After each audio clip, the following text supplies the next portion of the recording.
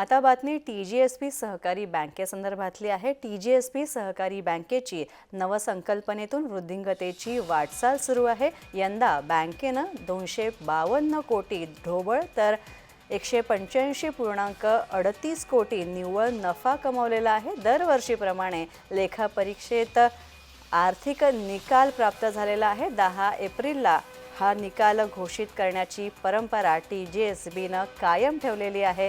TGSB बँकेनं यावर्षी देखील आर्थिक वर्ष 2025 आणि 24-25 या लेखापरीक्षित आर्थिक लेखाजोखा टिपटॉप हॉटेल ठाणे येथे गुरुवारी पत्रकार परिषदेत जाहीर केला होता आणि यावेळी बँकेचे अध्यक्ष शरद गांगल, उपाध्यक्ष वैभव सिंघवी आणि बँकेचे व्यवस्थापकीय संचालक तसंच मुख्य कार्यकारी अधिकारी निखिल आरेकर, सर्व संचालक आणि व्यवस्थापकीय सदस्य आणि बँकेचे वरिष्ठ अधिकारी हजर होते। TGSB बँकेचे अध्यक्ष शरद गांगल यांनी अनेक बाबींचा उल्लेख अगदी स्पष्टपणे केला। गेल्या आर्थिक वर्षात बँकेच्या एकूण 14,588 कोटी ठेवी होते आणि आता त्या 14,848.64 कोटी इतक्या झालेल्या आहेत। कर्ज वितरण रुपये 7,000 कोटी 875 रुपये होतं, मात्र आता यावरून ते वाढलेलं आहे। 8,256.18 कोटीवर कर्ज वितरण आता स्थिरावलेलं आहे। पुंजी पर्याप्तता ही सुद्धा वाढलेली आहे, 17.57% ही राहिलेली आहे। तर बँकेचा एकूण व्यवसाय हा 22,463 कोटींवरून वाढून 23,104.82 कोटींच्या घरात पोहोचलेला आहे।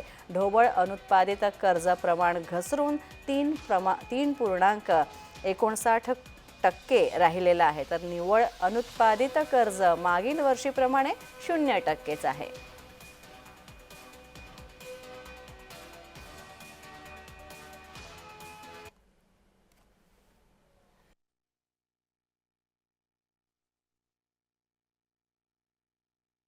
दोन तीन बदल जे यावर्षी आपण अंमलात आणलेले आहेत, एक म्हणजे एक बँक टेक ओव्हर केली आपण। त्याचबरोबर सरकारी जो व्यवहार आहे त्याच्यामध्ये आतापर्यंत कुठल्याही अर्बन कोऑपरेटिव्ह बँकेला महाराष्ट्रामध्ये सहभाग नाहीये, तो आपल्याला गव्हर्नमेंटने महाराष्ट्र शासनाने GR काढून दिलेला आहे। आम्ही म्हणतो की प्रॉफिटेबल ग्रोथ आणि डिपॉझिटरला जर सर्वात पहिली खात्री कुठली विश्वास द्यायचा असेल तर तुमचे पैसे सुरक्षित आहेत, त्याची खात्री आम्ही देतो। आम्हाला माहिती आहे की आमचा व्याजदर 0.5% कमी आहे, पण आमचा थॉट थ्रू डिसिजन की ग्राहकाला शेवटी त्याचे पैसे धोक्यात येता कामा नये।